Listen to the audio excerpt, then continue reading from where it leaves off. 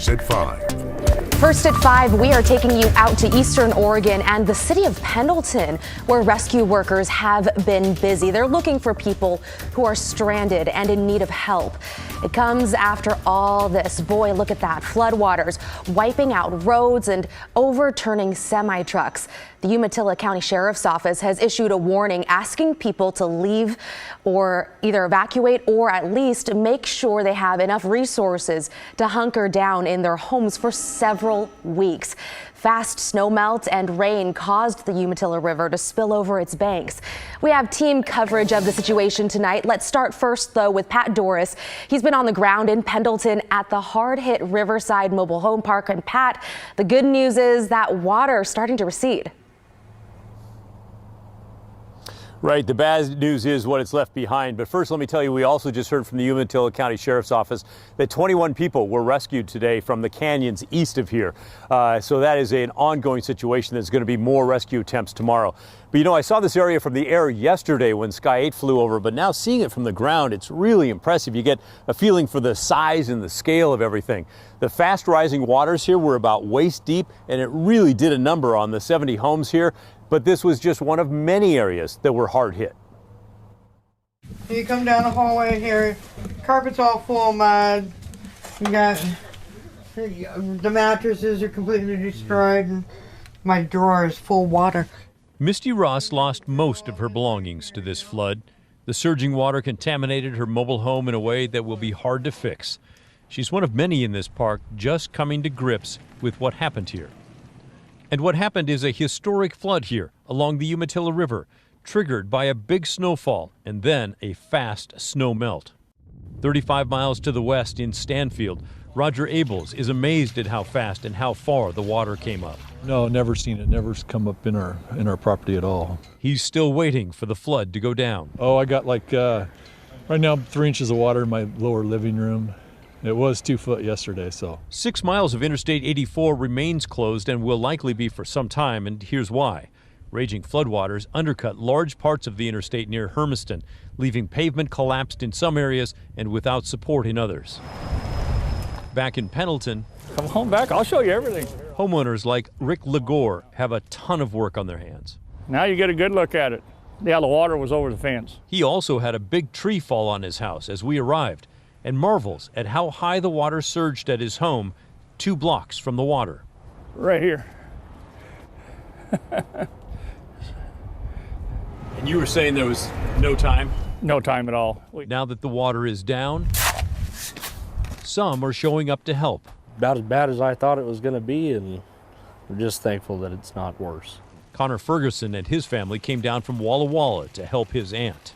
She's got an amputated leg that she's working on getting back, and she needs some help, and we love her and we're going to be here. So you can feel the love for those whose lives were turned upside down here. Samantha Burnt rushed over from Tacoma to help her mom and rescue her 4-year-old who was visiting Grandma. I started crying. On my way down, I saw cars flipped over and all these homes. It's just sad. A lot of people, a lot of money, a lot of time. People's livelihoods are just gone. Her mother will never forget the frantic night Thursday. After trying to help neighbors, she realized the water would reach her home too, even though it is also 2 blocks away from the river. And at that time it was chest high, and you realize this is real. This is really happening.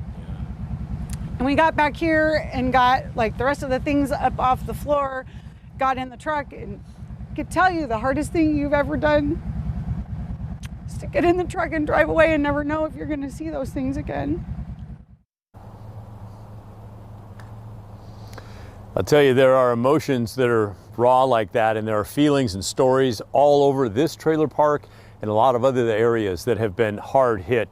So I know that we'll be covering this for a while, and there'll be probably more people in this area helping out tomorrow. The city of Pendleton asked people to stay away today, but certainly they do need a lot of help here.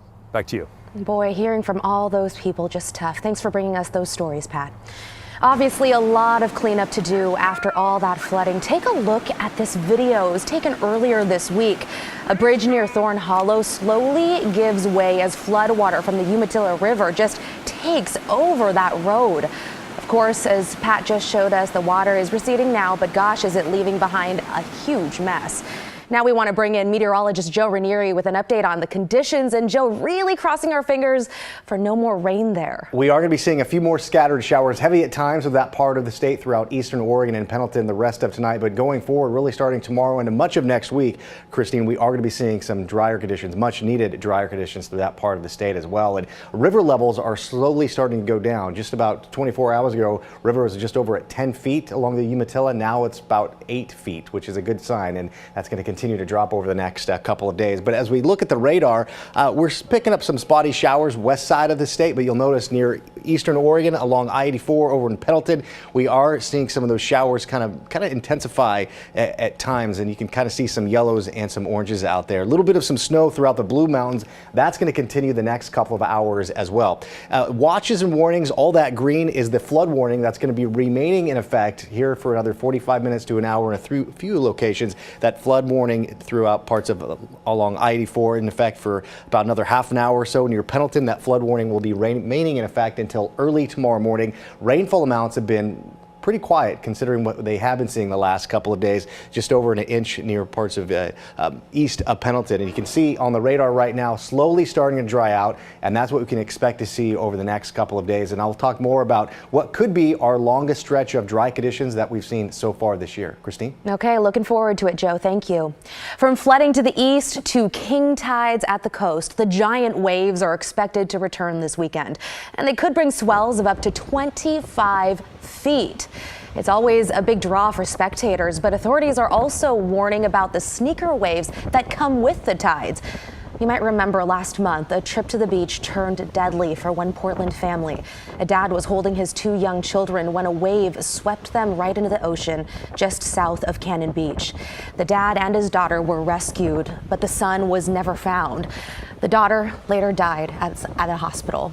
Of course, we're going to continue to monitor all the weather conditions this weekend and keep you updated on air and online at kgw.com. Also, be sure to download the KGW mobile app and check out our social media pages for the very latest.